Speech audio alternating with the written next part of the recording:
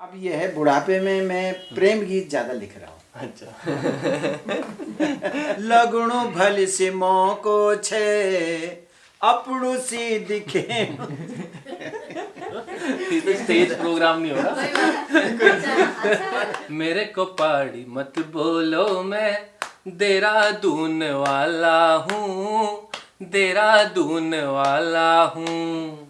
तो उन्होंने कहा यार बोला ये वो करो, तुम रेडियो में गाओ। हमारे यहाँ से रेडियो में गढ़वाली गीतों का कार्यक्रम चलते हैं, उसमें गाओ। म्यारा सदनी नी दिन रहना सैराब। तो ये इस किस्म का एक गीत था जिसमें पहाड़ की महिला की दिनचर्या उसमें आती है। What is up guys, कैसे हो आप सभी लोग। मेरा नाम है यथार्थ और मैं आपको ले जाता हूँ हमेशा कहीं ना कहीं, कभी किसी ट्रैक पे, कभी किसी वाटरफॉल में, कभी किसी कैफ़े में। बट आज मैं आपको एक व्यक्ति से मिलाने वाला हूँ, एक ऐसे व्यक्ति जिनका नाम पूरे उत्तराखंड ने सुना है, एक ऐसे व्यक्ति जिन्होंने उत्तराखंड के फोक म्यूज़िक को एक नया रूप दिया और उसको पूरे विश्व में फैलाया। तो चलिए चलते हैं। उत्तराखंडी परवासी भय बंधु जीराया जागीराया लागी बाडूली। उत्तराखंडी परवासी भय बंधु जीराया जागीराया लागी बाडूली। देवभूमि की रे बासी दीदी बोलियो जीराया जागीराया लागी बाडूली। उत्तराखंडी परवासी भय बंधु जीराया जागीराया लागी बाडूली, जीराया जागीराया लागी बाडूली। जब बात आती है उत्तराखंड के महान लोक गायकों की तो दिमाग में सबसे पहला नाम आता है हमारे अपने श्री नरेंद्र सिंह नेगी जी का। तो चलिए आज सुनते हैं गढ़रत्न श्री नरेंद्र सिंह जी की कहानी उन्हीं की जुबानी। नमस्कार नेगी जी, बहुत बहुत स्वागत है आपका। नमस्कार। काफ़ी समय से इच्छा थी आपसे मिलने की, आज आपके घर में आके आपसे बात करने का मौका मिला है। बहुत अच्छा लग रहा है, बहुत बहुत धन्यवाद आपका ये मौका देने के लिए। तो शुरू से शुरू करते हैं। हमारे व्यूअर्स जानना चाहेंगे कि कहाँ आपका जन्म हुआ, कहाँ आपकी स्कूलिंग हुई और कैसे आपका जो रुझान है वो म्यूज़िक की ओर बढ़ा, संगीत की ओर कैसे आपने अपने कदम बढ़ाए। मैं पौड़ी गांव का रहने वाला हूँ। पौड़ी में ही मेरी शिक्षा हुई, इंटर तक मैंने पौड़ी में ही शिक्षा प्राप्त की। उसके बाद ग्रेजुएशन करने के लिए मैं अपने तायरे भाई अजीत सिंह नेगी जी जो अब नहीं रहे, उनके साथ रामपुर चला गया। मैं उन्हीं के साथ रह के मैंने थोड़ा तबले की, उन्होंने सिखाया मुझे तबला बजाना और उसके बाद धीरे धीरे म्यूज़िक के प्रति रुझान पैदा हुआ और तबले में मैंने काफ़ी किया, भी म्यूज़ किया, प्रयाग संगीत समिति का से प्रभाकर किया। लेकिन बहुत लंबे समय के बाद मैंने महसूस किया कि तबले से पहाड़ में पहचान बनानी बहुत मुश्किल है और उसके लिए फिर एक उस्ताद चाहिए था जो कि तबले पे हमें आगे ले जाता और तबले के गुर बारीकियां सिखाता। तो वो ना होने की वजह से मैंने फिर अपना दिशा बदल दी और फिर मैं लोक संगीत की तरफ आ गया। अच्छा। फिर मैंने कहा कि जो यहाँ मैं अच्छी तरह से गांव के बीच में रह के, गांव में रह के लोक संगीत के प्रति कुछ कर सकता हूं, तो वही मैंने किया। और सन 1974 में मैंने पहला लोकगीत लिखा। उसके बाद आज तक ये गीत यात्रा चल रही है। अच्छा, तो हर आर्टिस्ट के लिए, चाहे वो सिंगर हो, डांसर हो या कोई एक्टर हो, उसका जो पहला प्रोजेक्ट है, उसका पहला गाना, पहला डांस, पहला एक्ट, वो बहुत खास होता है।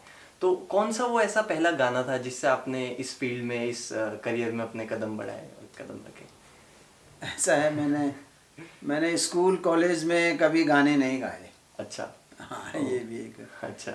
और मैं कुछ था भी, मैं कुछ शाई नेचर का भी था। असल में पहाड़ में सभी बच्चे ऐसे ही होते हैं लगभग। और कभी हमने स्टेज में या मंचों पे या स्कूल लाइफ में कभी गाने नहीं गाए स्कूल कॉलेज में।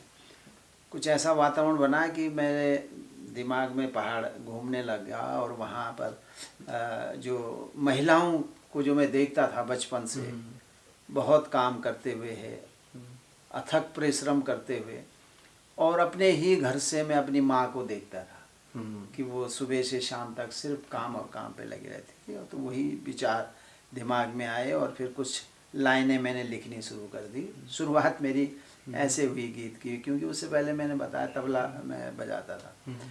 और फिर जाके कुछ पंक्तियाँ बनी जो कि बाद में जब मैं वापस पौड़ी में आया तो मैंने कुछ अपने संगीत से जुड़े हुए जो मित्र थे उनको सुनाया, तो उन्होंने कहा यार ये तो अच्छा बन गया। फिर मैंने उसकी धुन बनाई, थोड़ा म्यूज़िक का नॉलेज मुझे था ही, और फिर लोगों के प्रोत्साहन से, मित्रों के प्रोत्साहन से फिर मैं लिखता चला गया आज तक।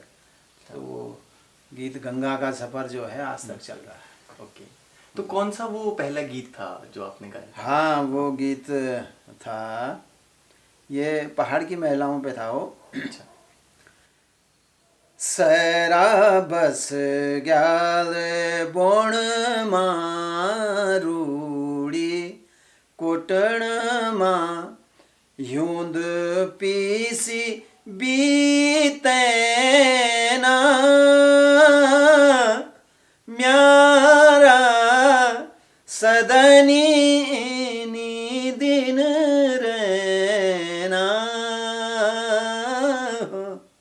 सैरा बस ग्याल बोण मारूड़ी कुटण माँ यूंद पीसी बीतेना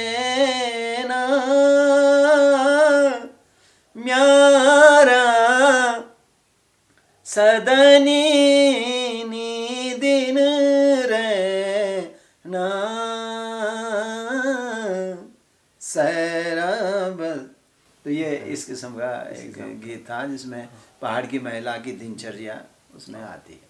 तो बिल्कुल जैसे आपने बताया कि बहुत सारी स्ट्रगल्स थे उनकी भी लाइफ में, आपने जो पहाड़ की माताएं और बहनें उनके स्ट्रगल्स, मेरी माँ नहीं सबकी माँओं की यही स्थिति थी। बिल्कुल बिल्कुल, पहाड़ों में बहुत परिश्रमी जो होते हैं, वहाँ पहाड़ जैसा जीवन जीते हैं लोग आज भी। बिल्कुल। मेरी नानी भी बताती हैं कि बचपन में वो जब 6-7 किलोमीटर डेली 2 साइड, मतलब ऐसा 3-4-6-7 किलोमीटर के चक्कर लगाती थी, 30-30 किलो उठा के 40-40 वो किलो। हर पहाड़ी औरत की वही कहानी है। तो ऐसे ही जैसे उनको परिश्रम करना पड़ता था, हर सक्सेसफुल इंसान के जीवन में, हर जो सफल इंसान है आज, उसके जीवन में भी बहुत सारी परेशानियां होती हैं, बहुत सारे स्ट्रगल उसको करने पड़ते हैं। तो जाहिर सी बात है कि आपके जीवन में भी बहुत परेशानियां आई होंगी और आज भी आती होंगी। आपकी म्यूजिक जर्नी रही है, उसमें भी कुछ रोड़े आई होंगी, कुछ बाधाएं आई होंगी जब आपने अपने हाँ, पहाड़ में म्यूजिक का वातावरण है नहीं, वहाँ पर लोक संगीत का वातावरण ज़्यादा है, लोकगीत लोग का प्रचलन है। और मेरे गांव में भी बसंत पंचमी से लेके और आपका बैसाखी तक लगातार गीत चलते हैं वहाँ पे थड़िया चौंफला झुमेर गीत बोलते हैं उनको। हाँ। तो वो गीत चलते थे हमारे गांव में, और वो यद्यपि मैंने कभी उसमें हिस्सा नहीं लिया उनके बीच में, लेकिन मैं दूर रह के सुनता था और सुन के वो धुनें आज भी मेरे दिमाग में हैं। और उन धुनों को जो मैं आज भी जो बनाता हूँ, जो कंपोजिशन करता हूँ गीतों की, तो उसमें कहीं ना कहीं उन धुनों का बड़ा योगदान है जो मेरे दिमाग में आज भी भरी पड़ी हैं। अच्छा। तो उन्हीं धुनों को थोड़ा सा इधर उधर एक आध सुर आगे पीछे करके मैं कुछ नया बना लेता हूँ, लेकिन बेसिक और मूल रूप से वही लोक संगीत मेरे दिमाग में भरा पड़ा। अच्छा। तो निकी जी, कोई आपके जीवन में ऐसा इंसिडेंट हुआ हो या कोई ऐसा किस्सा हुआ हो जिसको आप हमारे व्यूअर्स के साथ शेयर करना चाहेंगे, जो कि काफ़ी इम्पोर्टेंस रखता हो, महत्वपूर्ण हो आपके जीवन में, कोई ऐसा इंसिडेंट? नहीं, ऐसा कोई टिपिकल इंसिडेंट तो मुझे याद नहीं है, लेकिन ये जर्नी जो है, ये म्यूज़िक की जर्नी, इसी पे मैं बात कर सकता हूँ जी। कि वो पहला गाना लिखने के बाद जब मेरे मित्रों ने कहा कि यार ये तो अच्छा लिख दिया तुमने, बढ़िया कर दिया, इसको तुम लिखते रहो। और उसके बाद फिर 76-77 में, अच्छा, तब मैं नौकरी लग गया था। हाँ। मैंने फिर पढ़ाई वढ़ाई छोड़ के फिर मैं नौकरी लग गया सूचना विभाग में उस समय एक रेडियो क्लर्क की एक पोस्ट निकली थी, तो मैंने उसमें भर दिया था, तो मैं निकल गया उसमें। अब वो वहाँ से फिर एक दिन लखनऊ में एक कार्यक्रम में केशव अनुरागी वहाँ पे ऑल इंडिया रेडियो के प्रोग्राम एग्जीक्यूटिव थे। केशव अनुरागी बहुत बड़े कलाकार थे, केशव दास अनुरागी लिखते थे वो। तो उन्होंने मुझे सुना और मैं शायद यही गाना गा रहा था उसमें, तो उन्होंने कहा यार बोला ये वो करो, तुम रेडियो में गाओ, हमारे यहाँ से रेडियो में गढ़वाली गीतों का कार्यक्रम चलते हैं, उसमें गाओ। तो मैंने कहा जी क्या करना पड़ेगा उसके लिए? तो उन्होंने कहा कि तुम ऑल इंडिया रेडियो में आओ, मेरे पास आओ, मैं तुम्हें फॉर्म भरवा दूँ। उन्होंने फॉर्म भरवा के फिर ऑडिशन हुआ। ऑडिशन होके मैंने 2-4 गीत, लोकगीत और कुछ अपने बनाए हुए गीत गाए, तो उन्होंने मुझे सेलेक्ट कर दिया। अच्छा। और उसके बाद फिर वो लगातार मेरे रेडियो में गीत आने लगे, और रेडियो में गाने की वजह से मैं लिखने में भी मजबूर हो गया कि मुझे लिखने हैं, क्योंकि नेक्स्ट रिकॉर्डिंग के लिए मुझे गाने चाहिए, लिखने पड़ेंगे। तो इसलिए मेरी स्पीड भी बढ़ गई गीतों की। अच्छा। और मैं निरंतर फिर गीत भी लिखने लग गया और उनको कंपोज करके लोक धुनों में ढाल के फिर आगे बढ़ता चला गया। जब ये हुआ तो 82 में फिर मैंने कैसेट्स की टेक्नोलॉजी आ गई थी 80s में, और 82 में फिर मैंने कैसेट बनाए। अपने दफ्तर के ही कुछ लोगों ने मुझे कोऑपरेट किया, कुछ आर्थिक मदद की, और कुछ थोड़ा बहुत मेरे पास पैसा था, तो सब मिला के मैं दिल्ली चला गया। वहाँ मैंने खुद अपने ही संसाधनों से कैसेट बनाई। अच्छा।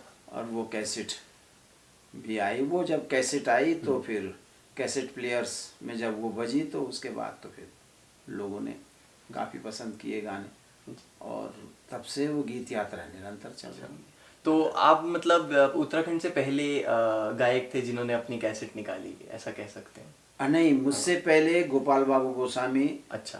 और मिश्रा। अच्छा। और ड्योंडी, बचस्पति ड्योंडी। अच्छा।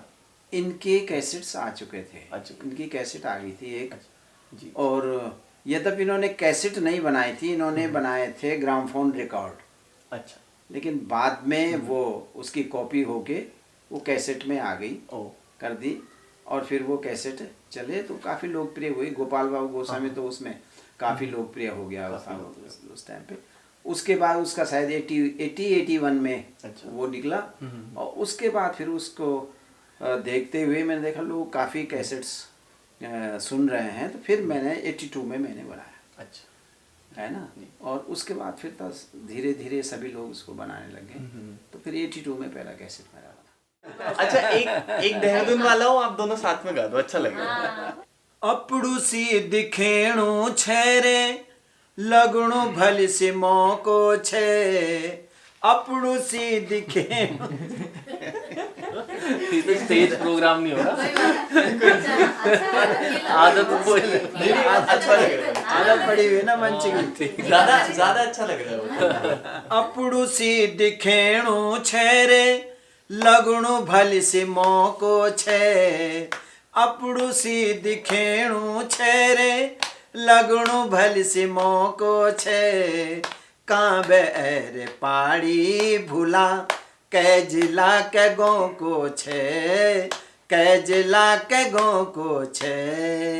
गढ़वाली कुमानी हूँ ना, भूला न भोला भाला हूँ। गढ़वाली कुमानी हूँ ना, भूला न भोला भाला हूँ। मेरे को पहाड़ी मत बोलो, मैं देहरादून वाला हूँ, देहरादून वाला हूँ। बहुत बढ़िया। एक्टिंग भी इसी ने कर रखी है। एक्टिंग, हाँ, वो सब मफलर पहन के और वो जो बियर की बोतल उत्तराखंड का जो लोक संगीत है और लोक गायक हैं, इनका भविष्य आप कैसे देखते हैं? कैसे आपको लगता है कि आज से 10 साल बाद या 20 साल बाद आज कहाँ स्टैंड करेगा, और कैसे हम इसकी वृद्धि हो सकती है? देखिए, अगर आप उसको कमर्शियल पॉइंट ऑफ व्यू से पूछ रहे हैं इस बात को, तो ये मैं कह सकता हूँ कि जब कैसेट का ज़माना था कैसेट्स आती थी मार्केट में, तो उस समय कलाकारों को पैसा मिला। कैसेट कंपनियां बनाती थी, हाँ। उसकी कॉपीराइट ले लेते थे अच्छा। और फिर उनका वो बिजनेस करते थे, उनको बेचते थे, मार्केट में डालते थे, तो कलाकारों को थोड़ा बहुत पैसा उसमें मिल जाता था। वो एक आय का अच्छा साधन था कलाकारों का। लेकिन अब फॉर्मेट चेंज हो गया। बिल्कुल। अब जो है कैसेट ख़त्म हो गया, आपका सीरीज़ ख़त्म हो गई हैं, वो नहीं चलती हैं। कैसेट कंपनियों ने हाथ खींच लिए, वो अब पैसा नहीं लगाते ना रिकॉर्डिंग में ना शूटिंग में। तो अब सारा दारोमदार आ गया है सिंगर पे। वो खुद अपना पैसा लगा के उसकी रिकॉर्डिंग करे, खुद अपना पैसा लगा के उसकी शूटिंग करे और फिर उसको यूट्यूब में या किसी उसमें डाले नेट में, और तब लोग उसको कितना पसंद करें ना करें, ये करें, जो भी है वो सिस्टम, वो फॉर्मेट अब चेंज हो गया है। तो अब इसमें कुछ कलाकार ऐसा कर रहे हैं अपने ही खर्चे से, ये सब कर रहे हैं और यूट्यूब में डाल रहे हैं। तो मैं सोचता हूँ कि धीरे धीरे इससे लोकप्रियता तो हासिल हो सकती है, लेकिन मुझे पता नहीं कि आर्थिक रूप से लोगों का पैसा आ रहा है कि नहीं आ रहा है, ये मेरी जानकारी नहीं। अच्छा, जी जी बिल्कुल, जी बिल्कुल। जैसा आपने बताया कि पहले कैसेट का ज़माना था, तो हम भी जब गाड़ी में जाते थे तो कैसेट लगाते थे, उसमें 7-8 गाने आते थे। फिर सीडी डीवीडी आई, हमने सोचा अच्छा एक डीवीडी में इतने सारे गाने आ रहे हैं। तो ज़माना बदलता गया और आज तो डीवीडी भी कहाँ यूज, टेक्नोलॉजी बदल गई, तो आज सब यूट्यूब से चलता है ना। तो बिल्कुल ऐसे करके हमारा ज़माना चेंज हो रहा है। तो आज के युवा को और जो हमारे व्यूअर्स हैं, स्पेशली जो उत्तराखंड के भाई बहन हैं और खासकर जो युवा है, उनको आप क्या संदेश देना चाहेंगे? देखिए, अब इंटरनेट जो है ना, ये शहरों तक सीमित है अभी, बिल्कुल, गांव में नहीं पहुंचा है। और जो इंटीरियर के गांव हैं वहाँ तो आपका इंटरनेट क्या कोई वो भी नहीं है, टावर्स भी नहीं हैं, तो वहाँ फ़ोन भी बड़ा मुश्किल से लगते हैं। तो इसलिए गांव के लोग, गांव के जो कलाकार हैं वो नहीं आ पा रहे हैं आगे। यहाँ पर केवल जो शहरी लोग हैं, शहरों में बस गए हैं, उनका ही काम अभी इंटरनेट के ज़रिए, यूट्यूब के ज़रिए देखने सुनने को मिल रहा है। लेकिन जो ग्रामीण क्षेत्र में हैं, दूर दराज क्षेत्रों में हैं, उनका काम समझ में नहीं आ रहा। कैसेट के टाइम में वो लोग आ जाते थे, रिकॉर्डिंग करते थे, तो उनका वो था। इस समय थोड़ा सा ये समस्या मुझे लगती है, दिक्कत है, जब इंटीरियर के लोग जो हैं, इंटीरियर में रह रहे कलाकार, उनका योगदान नहीं हो पा रहा है इसमें। तो बाकी स्टेज प्रोग्राम्स हैं, तो अब पहले की अपेक्षा अब स्टेज प्रोग्राम ज़्यादा होते हैं, तो कलाकारों को उसमें भी 4 पैसे मिल जाते हैं। वो भी एक आय का ज़रिया है कलाकारों के लिए, और इसीलिए इतने सारे कलाकार यहाँ पर अब हो गए हैं। और बहुत सारे कलाकार, नए बच्चे जो हैं, वो मंचों के ज़रिए से अपना लोक संगीत को आगे बढ़ा रहे हैं, प्रचार प्रसार कर रहे हैं। बिल्कुल। और प्रोग्रामों से उनको कुछ आर्थिक लाभ भी मिल रहा है। तो हम एज अ कॉमन उत्तराखंडी, एक आम उत्तराखंड के नागरिक के रूप में कैसे अपनी देवभूमि के लिए कुछ कर सकते हैं और कुछ कंट्रीब्यूट कर सकते हैं, क्या लगता है आपको? नहीं, किस फील्ड में, देखो फील्ड तो अनेकों हैं। आप किस फील्ड में क्या करना चाहते हैं, ये तो आप पे डिपेंड करेगा। आपकी कैपेसिटी क्या है ना, आपकी रुचि किस चीज़ में है, तो वो कर रहे हैं। और मैं ये देख रहा हूँ कि अब उत्तराखंड के जो नवयुवक हैं, कई नवयुवक तो ऐसे भी एग्जाम्पल हैं जो अपनी नौकरियां छोड़ के यहाँ उत्तराखंड में कुछ करने के लिए आए हैं, आ रहे हैं। बिल्कुल। और कर भी रहे हैं इस लेवल पे। जैसे ये होम स्टे पे भी कई युवा जो हैं, हाँ, वो काम कर रहे हैं। और जो गांव में जो मकान खाली पड़े हुए हैं, तो वो मकान मालिक की परमिशन से उस पर कुछ रिपेयरिंग का काम कर रहे हैं, उसको ठीक ठाक बना रहे हैं। हाँ। और उसके बाद वहाँ पे लोग ठहरने के लिए आ रहे हैं एक किस्म से, तो होम स्टे के नाम से। और होम स्टे को गवर्नमेंट काफ़ी प्रोत्साहित भी कर रही है। तो गवर्नमेंट ने जैसे यहाँ पे खिरसू में बासा नाम से अच्छा शुरू किया है। अच्छा। तो वहाँ पे भी लोग एक अच्छा सा उनके लिए टॉयलेट, उनके रहने के लिए बेडरूम वगैरह ये ठीक ठाक करके, और लोग ग्रामीण क्षेत्र में भी रहने को अब मिल जा रहे हैं उन्हें, कस्टमर मिल जा रहे हैं, आ रहे हैं कस्टमर। थोड़ा बड़े बड़े होटलों से ऊब चुके हैं जो कस्टमर, हाँ। वो अब ग्रामीण परिवेश में रहना, रात गुजारना भी पसंद करते हैं। तो कोई वो है, कुछ ये और क्षेत्रों में भी काम हो रहा है, नवयोग कर रहे हैं, हालांकि अभी बहुत बड़ी संख्या में नहीं है, लेकिन वो उसका उल्लेख आता रहता है इसमें। और मैं सोचता हूँ कि अगर रिवर्स प्लान होता है, अगर रिवर्स माइग्रेशन की नौबत आती है, तो ये उत्तराखंड के लिए बहुत बढ़िया चीज़ है। फिर गांव आबाद होंगे, फिर लोग वापस आएंगे और फिर पहाड़ों में वही रौनक रहेगी जो पहले होती थी एक ज़माने में। तो अभी लोग नौकरी के ही सब पीछे भाग रहे हैं, अपने काम के प्रति रिस्क लेने की क्षमता भी नहीं है हम लोगों के अंदर। तो वो शायद धीरे धीरे समय लगेगा, लेकिन मुझे लग रहा है कि लोग आएंगे, मानसिकता बदल रही है। जी बिल्कुल, जैसा मैं एक शो में देख भी रहा था, तो उन्होंने ऐसा करा था कि जो घोस्ट विलेज बन चुके हैं, मतलब रह नहीं रहे हम, तो उसको वो दोस्त विलेज बनाने की पहल उनकी थी। मैंने देखा था, रेड एफएम के शो में देखा था। और बहुत सारे होम स्टेज, जैसे आपने बात करी, तो देहरादून में भी नए होम स्टेज खुल रहे हैं जो गढ़वाली या कुमाऊनी पे बेस्ड हैं या उस तरह से हैं। तो बहुत ही अच्छी बात है। और इस इंटरव्यू को आप समाप्ति की ओर ले जाते हैं। वैसे आपको छोड़ने का मन तो नहीं है, पर समय की भी अपनी मर्यादा है। अब मैं चाहूँगा कि कोई 2 लाइन या 3 लाइन आप अपना कोई गाना हो जिससे आप इस इंटरव्यू को समाप्ति की ओर ले जाएं। मेला थोलोमा थोला रोलोमा, इसको बाजे में गाते हैं, हाँ है ना, थोड़ा ऊंचा करते। मेला थोलोमा मेला थोलोमा थोला रोलोमा, सज धज जानी होली, धक द्यां दे जे कुड़ी रगर्यां दे आँखी, कहते खो जानी होली, कहते खो जानी होली, कहते खो जानी होली।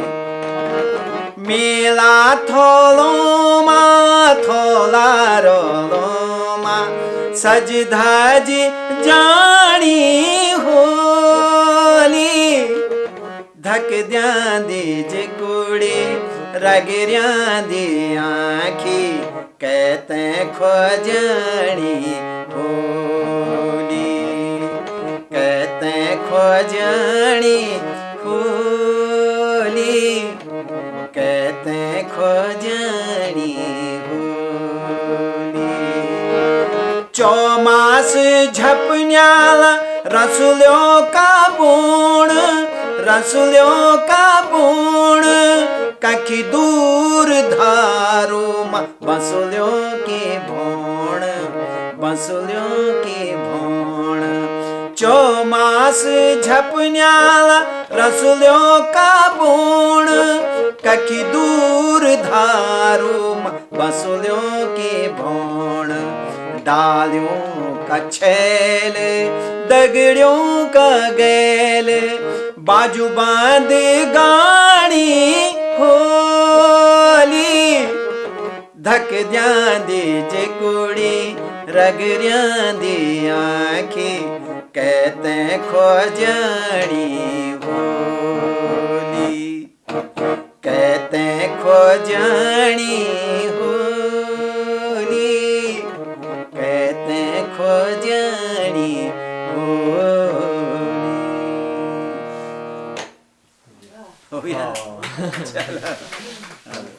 तो आपने सभी अपने गीतों में सभी चीज़ों को कवर करा है। जैसे धार्मिक गाने गाए हैं, जैसे त्रिजुगी नारायण हैं, और आपने करप्शन पर बात करी अपने कुछ गानों के माध्यम से। आपने पेड़ ना काटो ऐसा बोला, एनवायरनमेंट प्रोटेक्शन की बात करी।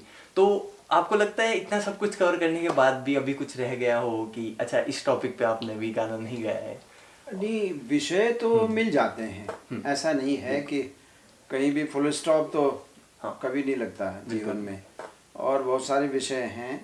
लेकिन मैंने कोशिश की है कि जो मेरे दिमाग में थे, जहाँ तक मैं सोच पाया, उनको कवर करूं। और मैंने वो कवर किए। मैंने धार्मिक भजनों की भी कैसेट बनाए हैं, 2-3 नंदा राजात की भी बनाई हैं। तो एक जो पहाड़ की में सबसे ज़्यादा मान्यता है वो भगवती की है। तो एक कैसेट मैंने पूरा का पूरा गीत भगवती पे बनाया है। और फिर दूसरे नंबर पे शिव के, यहाँ पे शिवालय बहुत हैं, मिलेंगे पहाड़ों में। तो एक कैसेट मैंने शिव पे बनाई है ना, भोले भंडारी नाम से है। अच्छा। तो इस तरह से 5-6 मैंने कैसेट तो भजनों की बनाई। हाँ। और उससे पहले मैंने हर गीत जो है पर्यावरण से लेके और हास्य गीतों से लेके, क्योंकि समाज में, हमारे समाज में हास्य भी है तो दुख भी है, तो खैरी तकलीफ़ें भी हैं। और लेकिन ऐसा नहीं है कि तकलीफ़ें हैं पहाड़ों में तो वहाँ हास्य नहीं है, वहाँ हास्य भी भरपूर है। तो जो पहाड़ में जो जो मैंने देखा, महसूस किया और जिससे मैं जुड़ा रहा, वो सब विषय मैंने अपने गीतों में लाया। श्रृंगार भी है, श्रृंगार के गीत भी मैंने बहुत लिखे हैं और बहुत लोकप्रिय भी हुए हैं। मेलों के गीत मैंने बहुत लिखे हैं, वो भी काफ़ी लोगों को पसंद आए हैं। और जो जीवन की जो हमारे स्टेज हैं उस पे भी मैंने बच्चों के लिए लोरियाँ भी बहुत लिखी हैं। अच्छा। और मैंने जवानी के में जो प्रेम गीत हैं वो भी बहुत लिखे हैं। मैंने बुढ़ापे पर भी गीत लिखे हैं। अच्छा। तो जीवन के जो स्टेजेस हैं वो मैंने अपनी तरफ से छोड़े नहीं है। लेकिन ऐसा नहीं है कि ये हो गया, फुल स्टॉप नहीं है। उसके बाद भी और बहुत सारी चीज़ें, मैंने राजनीति भी, जब से उत्तराखंड के नज़दीक, हम लोग राजधानी के नज़दीक या उसके नज़दीक आए हैं, तब मैंने राजनीति पे भी जुड़े हुए गीत लिखे हैं। मैंने गवर्नमेंट की योजनाओं पे भी, जो अच्छी योजनाएं थी, जन पक्षीय योजनाएं थी, जैसे पेड़ों के संरक्षण पर, उस पर भी मैंने बहुत गीत लिखे हैं, है ना। और उसमें 1-2 गीत तो बहुत पॉपुलर भी हुए। और उसके बाद मैंने शराब के प्रचलन पे भी गीत लिखे हैं कि जिस तरह से शराब का प्रचलन हमारे उत्तराखंड में बढ़ रहा था, उसके खिलाफ भी मैंने गीत लिखे हैं। और उत्तराखंड आंदोलन जब हुआ तो उसमें तो मैंने पूरा एक कैसेट इसमें बनाया, है ना, 8-9 गीतों का। तो वो मैं नौकरी में रहते हुए मैंने ये किया। अच्छा। और उसमें मेरा जवाब तलब भी हुआ है ना, कि आपने ये गीत कैसे लिख दिया। खैर, लेकिन लोगों ने बहुत पसंद किया। राजनीति पे जो भ्रष्टाचार हुए सरकारों पे, वो चाहे जिसकी भी सरकार रही हो, मैंने उस पर भी गीत लिखे हैं। और उसके लिए मुझे नौकरी से भी हटना पड़ा। फिर मैंने 6 साल पहले नौकरी छोड़ दी थी। अच्छा। और इस तरह से हर विषय जो मेरे उसमें संज्ञान में आया, जो मेरे दिमाग में आया, जो मुझे लगा इसमें लिखना चाहिए, वो मैंने उसमें गीत लिखे। तो कई विषय ऐसे थे।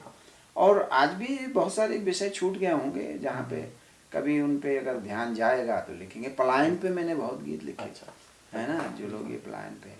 तो अब ये है, बुढ़ापे में मैं प्रेम गीत ज़्यादा लिख रहा हूँ। अच्छा। क्योंकि मेरा ये मानना है, और मैं कहता भी हूँ कि सबसे अच्छे प्रेम गीत आप 60 साल के बाद लिख सकते हैं। अच्छा। है ना, जब आपने पूरा समझ लिया उसको। जब फीलिंग्स और वो चीज़ सारी समझ में आ जाती है। पहले तो ये है कि जो युवावस्था में है ना, एकदम से वो करते हैं, लेकिन उसके बाद जो मनन और चिंतन और जो होता है वो एक एज के बाद होता है। बिल्कुल। और फिर एक दूसरे की फीलिंग्स, अपनी फीलिंग्स, इसकी फीलिंग, उसकी फीलिंग्स, वो धीरे धीरे समझ में आती हैं। हाँ। तो निकी जी, बहुत बहुत धन्यवाद आपका। आप इतना सब कुछ पाके भी जीवन में इतने डाउन टू अर्थ है, इतने सिंपल है। बहुत अच्छा लगा ये सब देख के। और आपने इतने अच्छे से हमें भी इतना टाइम दिया और आपका इतना समय लिया हमने। नवयुवकों का स्वागत है, क्योंकि अब तुम ही लोगों ने इसको आगे बढ़ाना है। तुम ही लोगों ने ये जो हमारा लोक संस्कृति है, हमारी जो सभ्यता है, हमारी जो परंपराएं हैं, है ना, आज स्थितियाँ ये हो गई हैं कि हम अपनी चीज़ को इन्फीरियर मान के छोड़ते चले जा रहे हैं, और दूसरे की जैसी भी है उसको हम पकड़ रहे हैं। चाहे वो हमारे त्योहार हों, चाहे हमारी परंपराएं हों, चाहे पहनावा हो, है ना, सभी चीज़ें, चाहे भाषा हो, तो अपनी चीज़ें हम छोड़ते जा रहे हैं। तो हम नव युवकों को ये बोलते हैं, भाई, जहाँ दुनिया भर की चीज़ें आप लोग सीख रहे हैं, समझ रहे हैं, वहाँ अपनी भाषा को भी, अपने कल्चर को भी, अपनी भाषा को भी, अपनी परंपराओं को भी, अपने रीति रिवाजों को भी आगे बढ़ाओ अपने साथ। और एक खास बात जो मैं हर जगह बोलता हूँ कि आदमी तरक्की करता है, तरक्की करनी चाहिए आगे ना, लेकिन अगर आप समाज भी आपके बराबर अगर ऊपर उठेगा, समाज के लिए भी आप काम करेंगे, तो उस तरक्की के कोई मायने बनते हैं। नहीं तो होगा ये कि जब आप बहुत ऊपर पहुंच जाएंगे, आपका समाज नीचे रह जाएगा, तो आप उस समाज से कट जाएंगे, फिर आप उस समाज से जुड़ा हुआ अपने आप को कभी नहीं बताएंगे। बिल्कुल, क्योंकि वो बहुत नीचे रह गया है, क्योंकि उसके लिए काम नहीं किया हम लोगों ने। सही बात। और आप अकेले तो पहुंच गए हैं बहुत टॉप में, लेकिन आपका समाज नीचे है, तो एक कॉम्प्लेक्स आता है, इन्फीरियरिटी कॉम्प्लेक्स। फिर हम नहीं कहते हैं कि हम पहाड़ के लोग हैं, फिर हम अपने आप को कहीं और जो डेवलप समाज है उसका आदमी बताते हैं। और उसमें मैंने एक गीत भी लिखा था कि मुझको पहाड़ी पहाड़ी मत बोलो, मैं देहरादून वाला हूँ। एक सटायर था उसमें ना। तो इसलिए हम कहते हैं कि जहाँ भी मौका मिले अपने समाज के लिए भी योगदान दो, अपने समाज को भी अपने साथ ऊपर उठाओ, है ना, तो तभी सार्थकता है। हाँ बिल्कुल बिल्कुल। बहुत बहुत धन्यवाद आपका। जय उत्तराखंड, जय भारत। तो यार मेरा बहुत ही अच्छा एक्सपीरियंस रहा नरेंद्र सिंह नेगी जी के घर पे। ऐसा लगा ही नहीं कि मैं उनके घर पे हूँ, ऐसा लगा मेरे को कि वो मेरे घर में आ रखे हैं। बिल्कुल अपनापन लगा। उन्होंने हमें इतना टाइम दिया इतने अच्छे से, और बात करने में इतने सिंपल, ऐसा लग रहा था कि बस मैं अपने किसी बहुत क्लोज रिलेटिव से बात कर रहा हूँ, है ना। उनके जो बेटे थे कविलाश भैया, उन्होंने भी बहुत मदद करी, जो कैमरा हैंडल करने में, कि बीच बीच में देखने में कि सही से फोकस हो रहा है, यानी जूम इन करने में, जूम आउट करने में।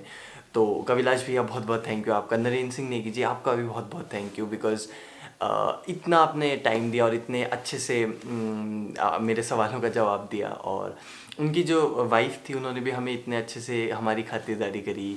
So really thank you. चलो ठीक है यार, अभी के लिए इतना ही। मिलता हूँ आपसे अगले वीडियो में। तब तक के लिए वही कहूँगा जो मैं हर बार बोलता हूँ, give your 100%, be happy, make others happy and smile. Uttarakhandi Parvasi भय बंधु